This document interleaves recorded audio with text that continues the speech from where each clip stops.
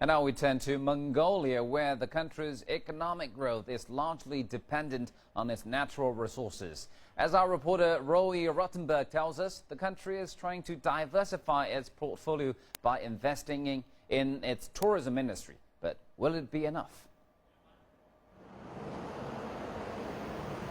Mongolia's economy has a bright future, analysts say, as bright as the reflection seen on the new high-rise hotels, office buildings, and apartment complexes going up around the capital. Double-digit growth is expected for years to come, much of it driven by the export of natural resources. But can Mongolia keep up? And can Mongolians? 20 years ago, a quarter of the country's population lived here in the capital.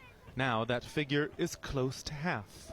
Many live in what are known as ger, temporary turned permanent neighborhoods, often poor and usually on the city's edge. Unemployment here is high, approaching 70%, and nomadic culture is reflected in the lack of basic infrastructure. Oyutan and his family moved here 3 years ago from eastern Mongolia after a drought left their herd dead. It was difficult in the beginning. There was no other choice because we lost our animals. That was our livelihood. Now life is not that great, but it is manageable and we are still making a living. When the Soviet Union collapsed more than 20 years ago, it took with it a third of Mongolia's GDP.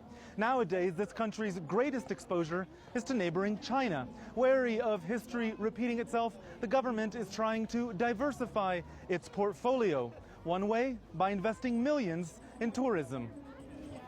The annual Nadam Festival, Mongolia's biggest, now draws in crowds from around the world.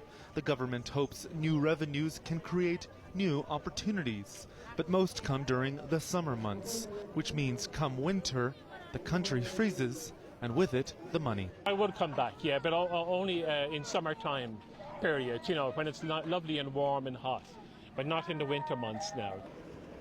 Enter sports. In July, an international judo competition was held in Mongolia for the first time, and it'll come back for the next 3 years.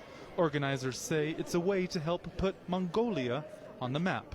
But as a country that's sandwiched between two of the world's largest economies, in the long run, doing so might prove a difficult fight.